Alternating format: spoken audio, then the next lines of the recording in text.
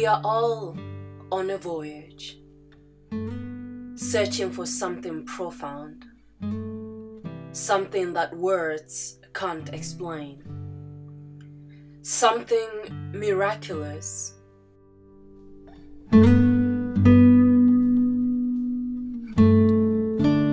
Well, I'm honored to. You may be seated. We're in for a special treat. Won't keep you long, but we want to introduce a very special young lady. She came all the way from Japan. Her name is Miss Pretty. Dr. Murdoch introduced her on Sunday. But those of you who weren't here, she's a very special partner and friend of the ministry. Would you please make welcome Miss Pretty? How do you pronounce your last name, please? Sequoia. Sequoia. We're going to go and welcome Miss Pretty. Please welcome her today. Give her a great God bless you.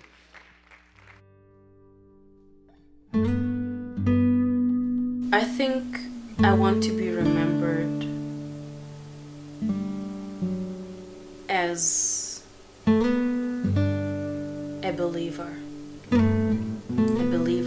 in God, a believer in people, a believer in all good things and all virtues of life, all things that are praiseworthy. I am a believer of those. Deep in us, there is a voice that tells us that we can be more than what we are. We can see beyond what we see. We can feel deeper than we feel. We can reach higher than we reach. I would like to be remembered as a faith pillar, someone who didn't know the word impossible.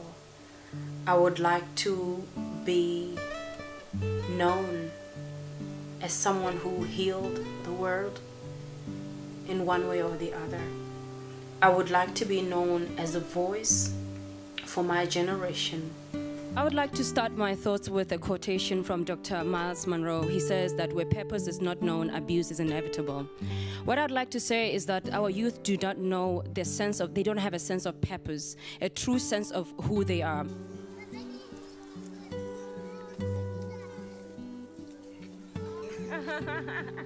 You want to just come on.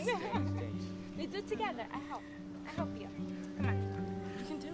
Come on. You did a good job. Do we have enough role models? Do we have enough mentors in our generation that can be able to give us the positive nuggets, the wisdom that we need? So yes, we are shallow. You know why? Because we are lacking those positive role models in our community today, in our societies. And so we become then demanding because nobody has told us and has taught us the right etiquette in some instances. And I would like to rest my case here, that we need to find first our purpose, and we need those right role models so that we may perhaps, turn the tide around. Thank you, ladies and gentlemen. I would like to be known as a good sister to my siblings.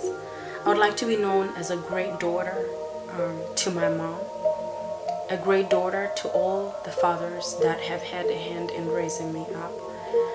I would like to be known as one of the greatest and one of the world-class students that ever lived.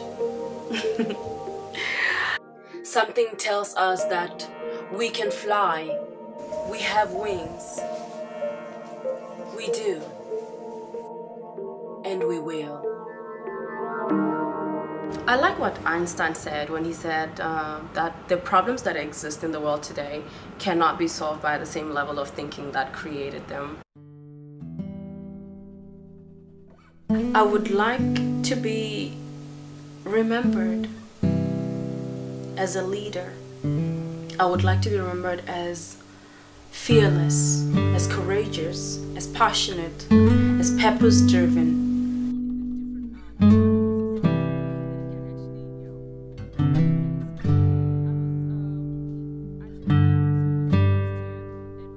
I would like to be remembered as a woman of God more than anything.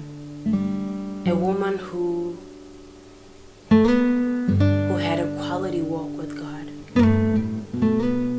But the Lord took me and He proved to me that, you know what, you are just a world-class student when you are in Africa. when you are in Asia, when you are in America, whether you are in Australia, or wherever you go in life. So when the Lord says to you, look to the south, to the east, to the west, wherever it is that you see, and I will take you there and make you shine, He is not kidding. So God is not a man that He should lie. The man of God always says here that God is not a man that He should lie.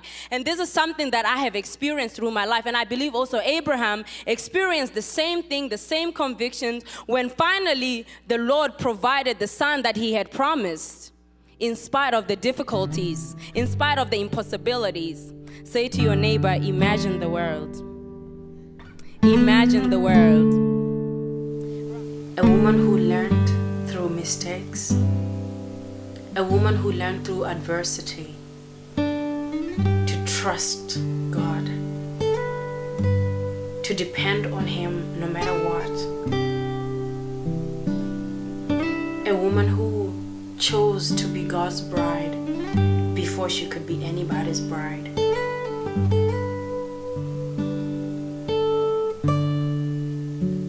I think if that be the last thing they write on my tombstone, that is a great legacy.